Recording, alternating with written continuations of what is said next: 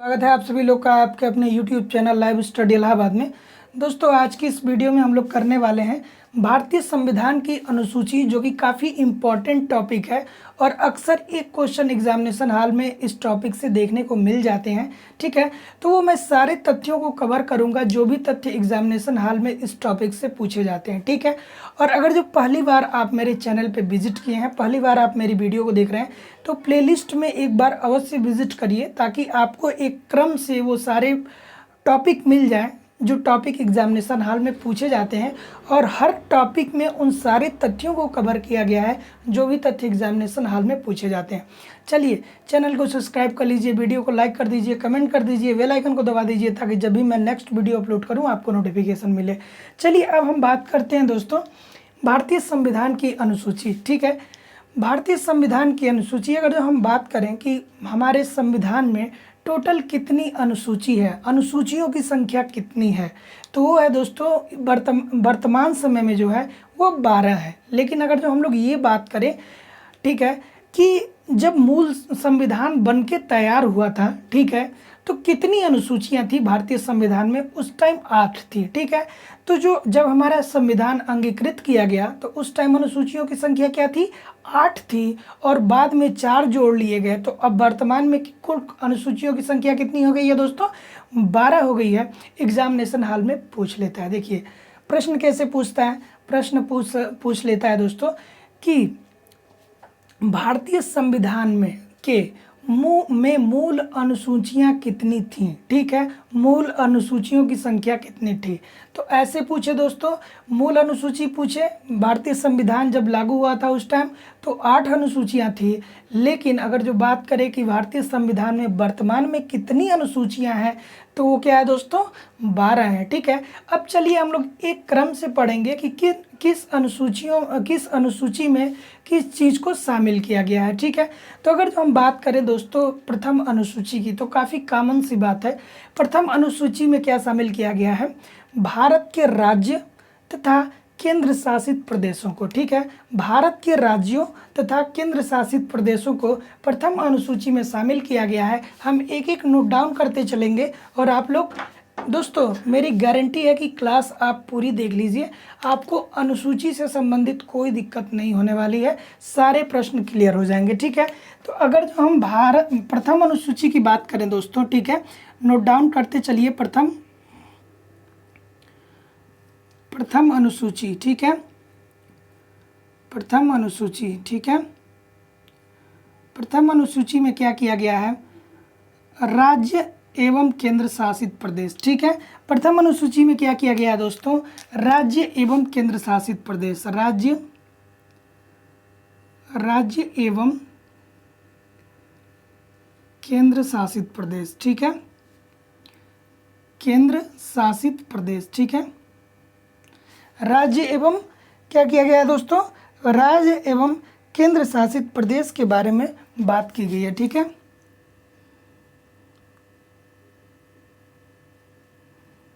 राज्य एवं केंद्र शासित प्रदेश। ठीक है, चलिए, अर्थात देखिए प्रथम अनुसूची में क्या बात की गई है कि राज्य और केंद्र शासित प्रदेश। ठीक है, जैसा कि आपको पता है कि हमारे देश में कुल राज्यों की संख्या कितनी है, वो है 29, और केंद्र शासित प्रदेश कितने हैं, 7। ठीक है, तो उसी तरीके से दोस्तों आपको पता होना चाहिए कि प्रथम अनुसूची में क्या हो गया, राज्य एवं केंद्र शासित प्रदेश। अब हम लोग बात करेंगे दोस्तों दूसरी अनुसूची की। ठीक है, तो दूसरी अनुसूची में क्या है, देखिए दूसरी अनुसूची में देखिए दोस्तों है कि जो हमारे पदाधिकारी हैं, ठीक है, उनके वेतन भत्ते, जो प्रमुख पदाधिकारी हैं उनके वेतन भत्ते, जैसे हमारे राष्ट्रपति हो गए, ठीक है, राज्यपाल हो गए, लोकसभा अध्यक्ष हो गए, हमारे मंत्री हो गए, तो इनके जो इनको जो वेतन मिलता है या जो इनको भत्ता मिलता है उसका प्रावधान द्वितीय अनुसूची में है। ठीक है, द्वितीय अनुसूची में क्या है दोस्तों, पदाधिकारियों के वेतन भत्ते, जैसे कौन पदाधिकारी दोस्तों, राष्ट्रपति, उपराष्ट्रपति, लोकसभा अध्यक्ष, ठीक है, उसके बाद हम कहेंगे दोस्तों मेंबर ऑफ पार्लियामेंट के जो भी सदस्य हैं, तो इनको क्या करना है, इनको क्या जो मिलता है वेतन और भत्ता, वो दूसरी अनुसूची के अंतर्गत शामिल है। ठीक है, द्वितीय अनुसूची। ठीक है, प्रथम अनुसूची हो गया, द्वितीय अनुसूची, द्वितीय अनुसूची। ठीक है, द्वितीय अनुसूची में क्या है दोस्तों, पदाधिकारियों के वेतन भत्ते। ठीक है, इंपॉर्टेंट है। अब किस पदाधिकारियों की बात कर रहे हैं, आप लोग नोट डाउन भी कर लीजिएगा। राष्ट्रपति, उपराष्ट्रपति, राज्यपाल। ठीक है, राष्ट्रपति, उपराष्ट्रपति, राज्यपाल हो गए, उसके बाद आपके लोकसभा अध्यक्ष हो गए। ठीक है, और भी जो पार्लियामेंट के सदस्य होते हैं उनके क्या हो गए दोस्तों, वेतन भत्ते। ठीक है, पदाधिकारियों के वेतन भत्ते, पदाधिकारियों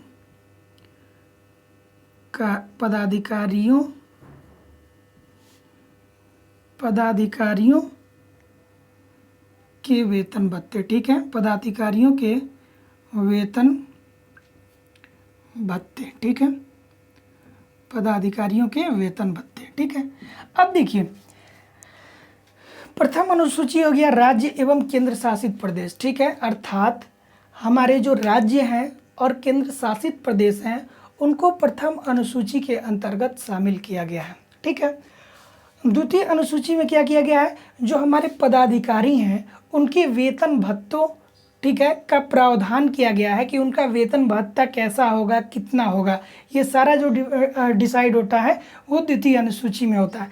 अब दोस्तों हम लोग बात करेंगे तृतीय अनुसूची की, जो कि काफ़ी इम्पॉर्टेंट है। ठीक है, अब देखिए तृतीय अनुसूची। ठीक है, तृतीय अनुसूची, तृतीय अनुसूची की अगर जो हम बात करें दोस्तों, तो देखिए इसको याद रखना बहुत इम्पोर्टेंट और बहुत ही ईजी है कि ये जो पदाधिकारी हैं इनके वेतन भत्ते यहाँ पे तो मिल रहे हैं। ठीक है, लेकिन जब भी होता है दोस्तों, जैसे आप ट्रेनिंग करते हैं, चाहे आप कोई नौकरी को ज्वाइन करते हैं, तो वेतन भत्तों के बाद आपको क्या लेना पड़ता है, शपथ लेना पड़ता है। ठीक है, तो अब ये क्या करेंगे, पदाधिकारियों का शपथ ग्रहण। ठीक है, पदाधिकारियों का पदाधिकारियों का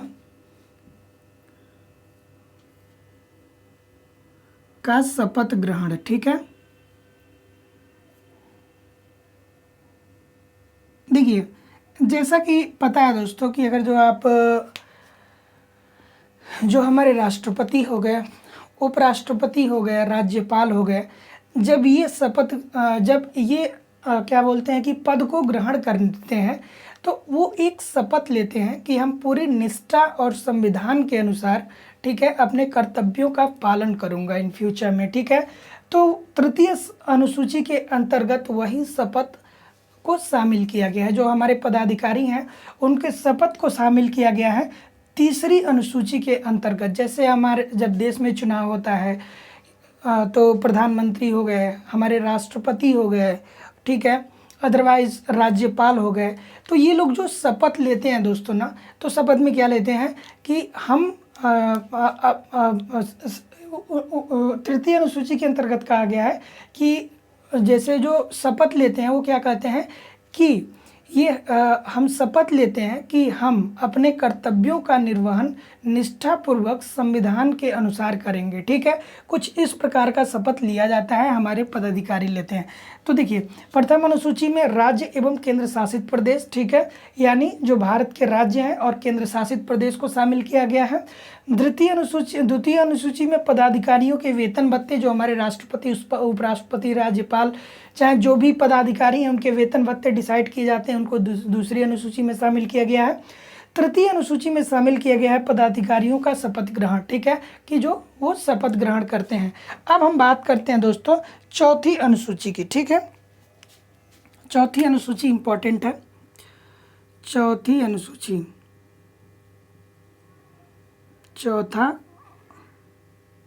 चौथी अनुसूची,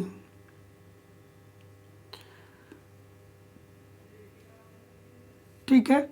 अब देखिए चौथी अनुसूची में किस चीज़ की बात की गई है दोस्तों। चौथी अनुसूची में बात की गई है कि राज्यों एवं संघीय क्षेत्रों की राज्यसभा में प्रतिनिधित्व। ठीक है, जैसा कि आपको पता है कि राज्यसभा सदस्यों का जो चुनाव होता है वो हम लोग नहीं करते हैं। ठीक है, तो वो राज्यसभा के सदस्य कहाँ से आते हैं, वो लोकसभा के सदस्य उनकी नियुक्ति करते हैं। ठीक है, ठीक है, उनको नियुक्ति करने के कई प्रावधान होते हैं। तो क्या होता है दोस्तों, चौथी अनुसूची किससे संबंधित है, राज्यसभा से। ठीक है, चौथी अनुसूची किस चीज से संबंधित है दोस्तों, राज्यसभा से, राज्यसभा में प्रतिनिधित्व। ठीक है, राज्यसभा में प्रतिनिधित्व।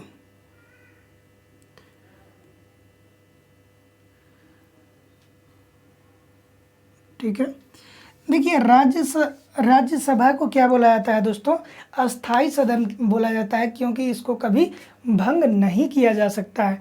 तो उसी में राज्यसभा के सदस्यों के प्रतिनिधित्व की बात की गई है चौथी अनुसूची में। हम सब विस्तार से आगे वाली क्लास में आपको पढ़ाएंगे राज्यसभा जब, तो उसमें सारी चीज़ें बताएंगे। ठीक है, ठीक है। अब देखिए पांचवा अनुसूची जो है दोस्तों, उसमें क्या कहा गया है। ठीक है, पांचवी अनुसूची जो है वो काफ़ी इंपॉर्टेंट है और अक्सर एग्जामिनेशन हॉल में पूछ लेता है। ठीक है, पांचवी अनुसूची। ठीक है, पांचवी अनुसूची में क्या कहा गया है दोस्तों, पांचवी अनुसूची में कहा गया है जो हमारे अनुसूचित, ठीक है, क्या है दोस्तों, अनुसूचित क्षेत्र और अनुसूचित जनजाति के बारे में प्रावधान है। ठीक है, अनुसूचित क्षेत्र और अनुसूचित जनजाति। ठीक है, देखिए पांचवी अनुसूची में क्या कहा गया है, अनुसूचित क्षेत्र, ठीक है, और अनुसूचित जनजाति के ऊपर किस प्रकार से नियंत्रण किया जाए, कैसे उनका देखभाल किया जाए, इसकी बात की गई है। ठीक है, तो क्या किया गया है, अनुसूचित क्षेत्र और अनुसूचित जनजाति के बारे में बात की गई है। ठीक है,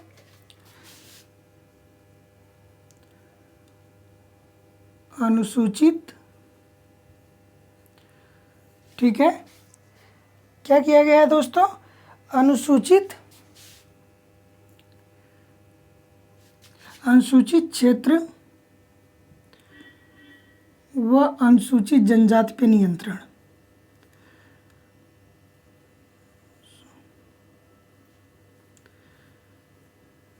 जनजाति, ठीक है, जैसा कि आपको पता है कि अनुसूचित क्षेत्र और अनुसूचित जनजाति भी हमारे देश में हैं, पाए जाते हैं। तो उन्हीं पे किस प्रकार से नियंत्रण किया जाए, उनको कौन लोग अनुसूचित में शामिल होंगे, कौन लोग नहीं शामिल होंगे, इसका जो डिसाइड करता है दोस्तों, वो पांचवी अनुसूची के अंतर्गत इनको शामिल किया गया। चलिए एक बार क्विक रिवीजन करते हैं कि प्रथम अनुसूची के अंतर्गत राज्य एवं केंद्र शासित प्रदेश को शामिल किया गया है। द्वितीय अनुसूची के अंतर्गत पदाधिकारियों के वेतन भत्ते को लिया गया है। तृतीय अनुसूची के अंतर्गत पदाधिकारियों का शपथ ग्रहण को शामिल किया गया है। चौथी अनुसूची के अंतर्गत राज्यसभा में प्रतिनिधित्व की बात की गई है और पांचवी अनुसूची में अनुसूचित क्षेत्रों व जनजातियों के बारे में प्रावधान किया गया है। चलिए अब हम लोग बात करेंगे दोस्तों, चलिए इतना नोट डाउन कर लीजिए, फिर हम लोग आगे मूव करेंगे। इतना नोट डाउन कर लीजिए।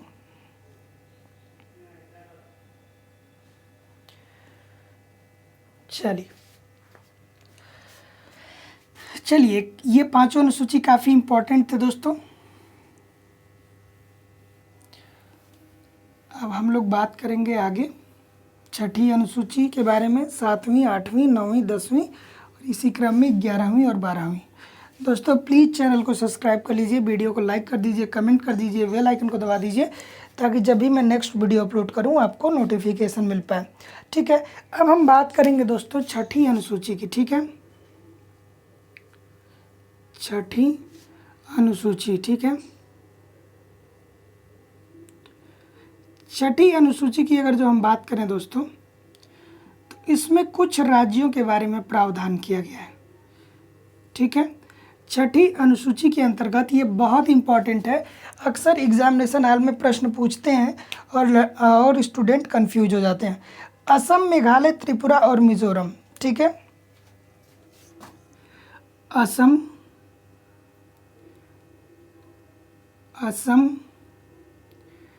मेघालय, त्रिपुरा,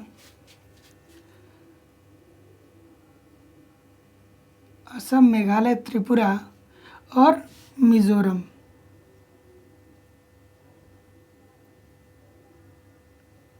देखिए, अभी हम लोगों ने 5वीं अनुसूची में क्या पढ़ा कि अनुसूचित जनजाति और अनुसूचित क्षेत्र के बारे में बताया गया है 5वीं अनुसूची में, और 6वीं अनुसूची में बताया गया है त्रिपुरा, मिजोरम, असम और मेघालय के बारे में। ठीक है, अब देखिए, तो ये भी कुछ वही वैसा ही है, लेकिन थोड़ा सा अंतर है दोस्तों। ठीक है, यहाँ पे जो जनजाति, असम, मेघालय, त्रिपुरा, मिजोरम में जो जनजाति पाई जाती है उनके बारे में प्रावधान है, जनजाति। ठीक है, ठीक है। 5वीं में हमने क्या पढ़ा? 5वीं में हम लोगों ने इन जनरल वे पढ़ा, उसमें कोई भी राज्य डिसाइड नहीं था। लेकिन जो 6ठी अनुसूची है उसके अंतर्गत असम, मेघालय, त्रिपुरा और मिजोरम, इन 4 राज्यों के जनजातियों को शामिल किया गया। ठीक है, इन 4 राज्यों के जनजातियों को क्या किया गया दोस्तों? शामिल किया गया है 6ठी अनुसूची के अंतर्गत। ठीक है, अर्थात जो असम, मेघालय, त्रिपुरा और मिजोरम में जो जनजातियां पाई जाती हैं, ठीक है, उन जनजातियों को शामिल किया गया है अनुसूची 6 के अंतर्गत। ठीक है, अब हम लोग बात करेंगे दोस्तों 7वीं अनुसूची के अंतर्गत। ठीक है, जो कि बहुत इम्पोर्टेंट है। ठीक है, 7वीं अनुसूची। तो 7वीं अनुसूची के अंतर्गत क्या है ये भी देखना बहुत इम्पोर्टेंट है। ठीक है, और 7वीं अनुसूची के अंतर्गत है दोस्तों केंद्र और राज्य के शक्तियों का बंटवारा। ठीक है, केंद्र और राज्य के शक्तियों का बंटवारा जो किया गया है दोस्तों, वो किस अनुच्छेद में किया गया है? वो किया गया है किस अनुसूची में किया गया है? 7वीं अनुसूची में किया गया है केंद्र और राज्य के शक्तियों का बंटवारा। ठीक है, केंद्र व राज्य के शक्तियों का बंटवारा। ठीक है,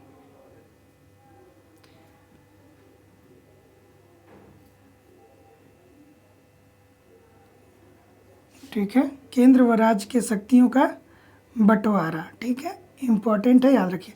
अब देखिए, जैसा कि आपको पता होगा दोस्तों कि केंद्र के पास कुछ अलग शक्तियां होती हैं और राज्य के पास कुछ अलग शक्तियां होती हैं। ठीक है, केंद्र जो है अपने शक्तियों का इस्तेमाल अलग प्रकार से करता है और राज्य जो होता है वो अपने शक्तियों का प्रयोग अलग प्रकार से करता है। जैसे अगर जो केंद्र सरकार चाहे, ठीक है, तो वो क्या कर सकता है? राज्य में केंद्र सरकार क्या चाहे, अगर जो राज्य का राज्यपाल चाहे, ठीक है, तो केंद्र सरकार के द्वारा, ठीक है, राष्ट्रपति शासन लगाया जा सकता है। ठीक है, लेकिन राज्य में क्या लगाया जाता है? राष्ट्रपति शासन लगाया जाता है। जो देश के बाह्य व आंतरिक सुरक्षा की बात की जाती है तो उसके प्रति किसको शक्ति प्रदान है? केंद्र सरकार को। ठीक है, राज्य की अगर जो प्रशासन की बात की जाए तो उसको किसको शक्ति प्रदान है? राज्य सरकार को। ठीक है, तो देखिए, केंद्र सरकार की शक्ति अलग है और राज्य सरकार की शक्ति अलग है। जैसे अगर जो हम बात करें दोस्तों, एक सिंपल सी भाषा में बात करें कि जो पुलिस पर्सनल होते हैं, ठीक है, तो अगर जो यूपी के पुलिस पर्सनल हैं, ठीक है, तो वो किसके अधीन आते हैं? उत्तर प्रदेश सरकार के। ठीक है, और वहीं अगर जो हम लोग बात करें दोस्तों आर्मी की बात करें तो वो किसके अंतर्गत आते हैं? वो केंद्र सरकार के अंतर्गत आते हैं। ठीक है, तो देखिए, कहने का मतलब ये है, ये बहुत छोटा सा एग्जाम्पल मैंने आपको दिया है। टैक्स में भी बहुत सारी विविधता होती है। केंद्र सरकार, कुछ टैक्स केंद्र सरकार वसूल करती है, कुछ राज्य सरकार वसूल करती है। तो 7वीं अनुसूची के अंदर किसको शामिल किया गया है? केंद्र व राज्य के शक्तियों का बंटवारा। ठीक है, यानी केंद्र के पास कौन सी शक्ति है और राज्य के साथ पास कौन सी शक्ति है, वो 7वीं अनुसूची में बताया गया है। अब हम लोग बात करेंगे दोस्तों कि 7वीं अनुसूची के में 3 अनुसूचियां हैं। ठीक है, 7वीं अनुसूची के अंतर्गत 3 अनुसूचियां आती हैं। ठीक है, 7वीं में 3 अनुसूचियां आती हैं दोस्तों। ठीक है, वो तीन अनुसूचियां कौन कौन सी हैं हम आपको बता रहे हैं। देखिए, पहले हम बात करेंगे दोस्तों संघ सूची की। ठीक है, संघ सूची, संघ सूची। तो जो संघ सूची है दोस्तों, उसमें जो कानून बनाने का अधिकार है वो किसके पास है? वो है केंद्र के पास। ठीक है, वो किसके पास है दोस्तों? केंद्र के पास कानून बनाने का अधिकार है। ठीक है, उसके बाद हम बात करते हैं दोस्तों राज्य सूची की। ठीक है, राज्य सूची। ठीक है, तो राज्य सूची पे कौन बना सकता है दोस्तों? राज्य सूची। ठीक है, राज्य सूची पे कानून बनाने का अधिकार किसे है? जैसा कि आप लोगों को वर्ड से ही लग रहा होगा, वो राज्य को। ठीक है,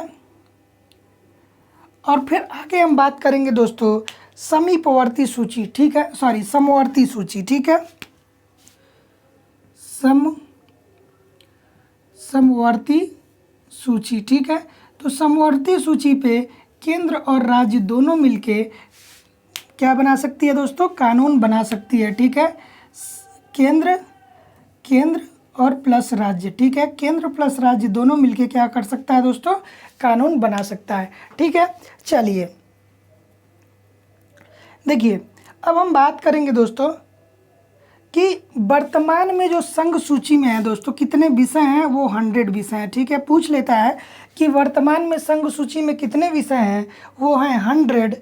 ठीक है, और राज्य सूची में वर्तमान में कितने सब्जेक्ट हैं? वो हैं दोस्तों 61। ठीक है, चलिए,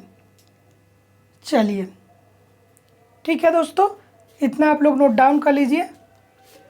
देखिए, ये वर्तमान की बात कर रहा है वर्तमान,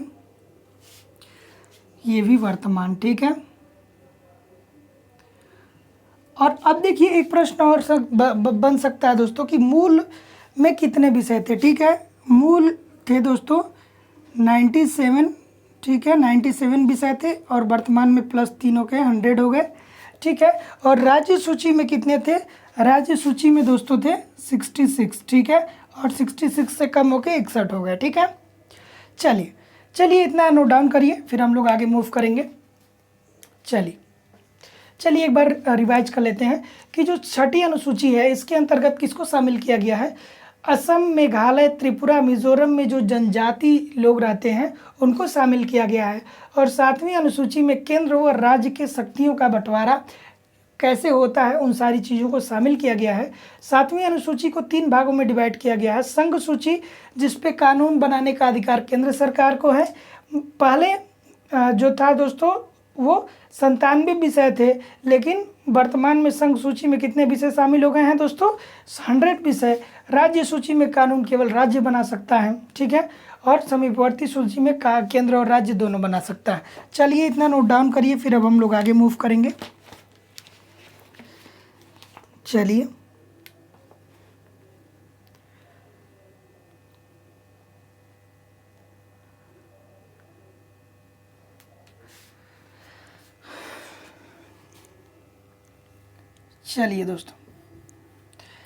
दोस्तों आप लोग प्लेलिस्ट में एक बार ज़रूर विजिट करिएगा, क्योंकि दोस्तों मैं बहुत ही कम समय में आप लोगों को ज़्यादा से ज़्यादा कंटेंट देने का प्रयास करता हूं। ठीक है, मैं ऐसा कुछ भी नहीं बताऊंगा दोस्तों जो एग्ज़ामिनेशन हॉल में न आए और एग्ज़ामिनेशन हॉल से परे हो। ठीक है, चलिए अब हम बात करेंगे दोस्तों 8वीं अनुसूची की। ठीक है, 8वीं अनुसूची।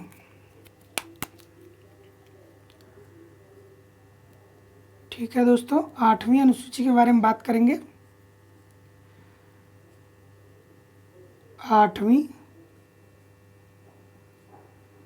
अनुसूची। अब देखिए बहुत ही इम्पोर्टेंट है 8वीं अनुसूची, ठीक है। 8वीं अनुसूची जो है दोस्तों वो क्या है, वो हमारे राजभाषा से संबंधित है, ठीक है।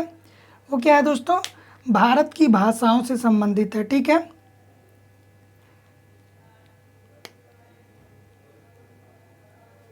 ठीक है, ठीक है।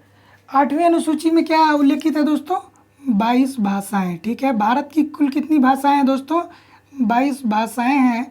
और यही अगर जो बात करें दोस्तों मूल में, ठीक है, कि जब संविधान बन के तैयार हुआ था तो कितनी भाषाएं थी, वो थी दोस्तों 24, 14। 22 भाषाएं तो वर्तमान में है दोस्तों, ठीक है। और मूल रूप से जो थी वह 14 भाषाएं थी, 22 भाषाएं। और मूल रूप से कितनी भाषाएं थी दोस्तों, 14 भाषाएं, ठीक है। तो प्रश्न पूछता है दोस्तों कि देखिए 8वीं अनुसूची का संबंध किससे है, तो 8वीं अनुसूची का संबंध जो है दोस्तों वो भारत की भाषाओं से है, ठीक है। 8वीं अनुसूची का संबंध किससे है, भारत की अनुसूची से है। और 8वीं अनुसूची में जो 8वीं अनुसूची जब थी, मूल रूप से जब थी मतलब पहले थी, तो उसमें 14 भाषाएं शामिल थी। लेकिन वर्तमान समय में हमारी कितनी भाषाएं हैं, 22 भाषाएं हैं। चलिए आगे हम लोग बात करेंगे दोस्तों 9वीं अनुसूची की, ठीक है।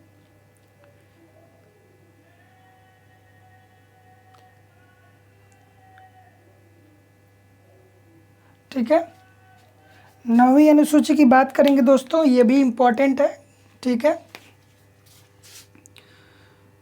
9वीं अनुसूची, 9वीं अनुसूची जो है दोस्तों बहुत इम्पोर्टेंट है। तो 9वीं अनुसूची में क्या होता है दोस्तों कि 9वीं अनुसूची जो है वो क्या है कि जब हमारा पहला संविधान जो दोस्तों भारतीय संविधान संशोधन, ठीक है, यह प्रथम संविधान संशोधन अधिनियम 1951 के द्वारा जोड़ा गया, ठीक है। 9वीं अनुसूची क्या हुआ, जब प्रथम संविधान संशोधन हुआ दोस्तों उसी टाइम जोड़ा गया, ठीक है। प्रथम संविधान संशोधन के द्वारा जोड़ा गया, प्रथम संविधान संशोधन, ठीक है, प्रथम संविधान संशोधन, ठीक है। अब देखिए दोस्तों अगर जो कोई भी संशोधन होता है तो वो किसके अंतर्गत आता है, 9वीं अनुसूची के अंतर्गत आता है, ठीक है। चलिए अब हम बात करते हैं दोस्तों 10वीं अनुसूची, बहुत इम्पोर्टेंट है 10वीं अनुसूची। 10वीं अनुसूची बहुत इम्पोर्टेंट है दोस्तों। 10वीं अनुसूची, 10वीं अनुसूची दोस्तों बहुत इम्पोर्टेंट है। देखिए हम बात करते हैं 10वीं अनुसूची दोस्तों बहुत इम्पोर्टेंट है, इसको याद करना। दल बदल अधिनियम, दल बदल प्रावधान है इसमें, ठीक है, दल बदल, ठीक है। 10 से 10वीं और 10 से दल बदल, ठीक है। 10वीं अनुसूची किससे संबंधित है, दल बदल से संबंधित है। जैसा कि आप अक्सर देखते हैं कि हमारे जो नेता होते हैं वो क्या करते हैं, अक्सर ऐसा होता है कि कभी वो किसी और पार्टी में है और चुनाव के टाइम अगर जो उनको टिकट नहीं मिलता है तो वो किसी और पार्टी में शामिल होके और वहाँ से टिकट लेके वो चुनाव लड़ लेते हैं। तो उन्हीं से संबंधित जो प्रावधान किए गए हैं वो 10वीं अनुसूची के अंतर्गत किए गए हैं। अब चलिए दोस्तों हम लोग बात करेंगे 11वें अनुसूची के बारे में, जो कि बहुत इम्पोर्टेंट है और ये पंचायती राज से संबंधित है, ठीक है। देखिए चलिए इतना इरेज करिए क्योंकि 11-12 थोड़ा सा विस्तार से पढ़ाने की ज़रूरत है, इतना आप लोग नोट डाउन कर लीजिए। 8वीं अनुसूची जो है दोस्तों वो भारत की 22 भाषाएं हैं वर्तमान में ये कहता है, और 14 भाषाएं जो थी वो मूल रूप में थी, ठीक है। 9वीं अनुसूची का संबंध प्रथम संविधान संशोधन के तहत किया, 9वीं अनुसूची को शामिल किया गया प्रथम संविधान संशोधन में, ठीक है। और 10वीं अनुसूची जो संबंधित है वो दल बदल से संबंधित है। चलिए अब हम लोग बात करेंगे दोस्तों 11वीं अनुसूची की, जो कि काफ़ी इम्पोर्टेंट है, पंचायती राज से संबंधित है, ठीक है। 11वां संविधान सॉरी दोस्तों, 11वां अनुसूची हम लोग बात करेंगे, 11वें अनुसूची की बात करेंगे, ठीक है। 11वीं अनुसूची,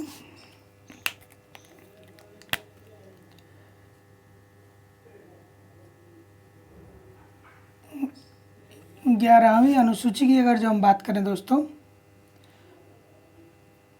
11वें अनुसूची में क्या है दोस्तों, पंचायती राज को शामिल किया गया है, ठीक है। यानी पंचायत से संबंधित जितनी भी चीज़ें होती हैं, ठीक है।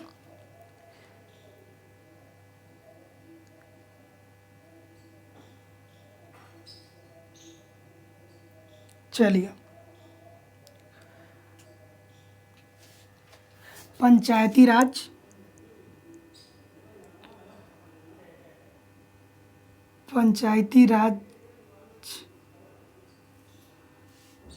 ठीक है। पंचायती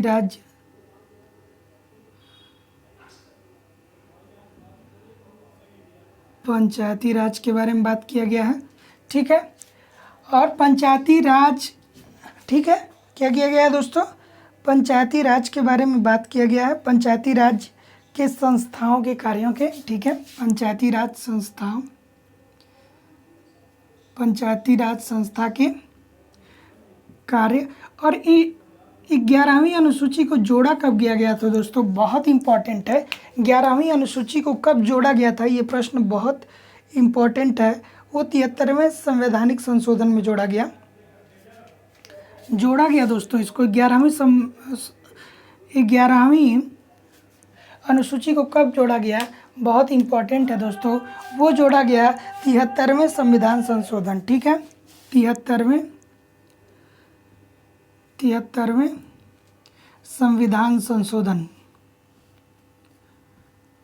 73वें संविधान संशोधन के अंतर्गत इनको जोड़ा गया, ठीक है। चलिए, 11वें अनुसूची में पंचायती राज संस्था के कार्यों के बारे में उल्लेख मिलता है और इनको जोड़ा गया दोस्तों 73वें संविधान संशोधन में, बहुत इंपॉर्टेंट है। अब हम लोग बात करेंगे दोस्तों 12वीं अनुसूची के बारे में, ठीक है। 12वीं अनुसूची जो है दोस्तों, वो नगर पालिका से संबंधित है। जैसा कि आपको पता है कि 11 जो है नगर पालिका से है और 12 जो है दोस्तों नगर पालिका से है, ठीक है। नगर पालिका, ठीक है। और ये कब जोड़ा गया था दोस्तों, ये जोड़ा गया था 74वें संविधान संशोधन में, ठीक है। कब जोड़ा गया था, 74वें संविधान संशोधन में, ठीक है।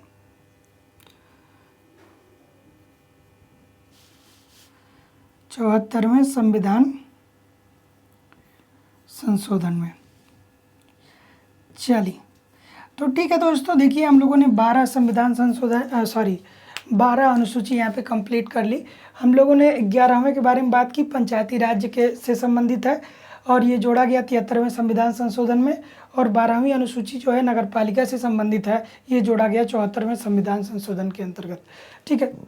तो चलिए दोस्तों, इस वीडियो को यहीं पे एंड करते हैं। मिलते हैं नेक्स्ट वीडियो में एक नए टॉपिक के साथ। तब तक के लिए आप लोग पढ़ते रहिए, आगे बढ़ते रहिए। मिलते हैं नेक्स्ट वीडियो में और प्लीज़ चैनल को सब्सक्राइब कर लीजिए, वीडियो को लाइक कर दीजिए, कमेंट कर दीजिए, बेल आइकन को दबा दीजिए ताकि जब भी मैं नेक्स्ट वीडियो अपलोड करूँ आपको नोटिफिकेशन मिल पाए। ठीक है दोस्तों, मिलते हैं नेक्स्ट वीडियो में। नमस्कार, धन्यवाद।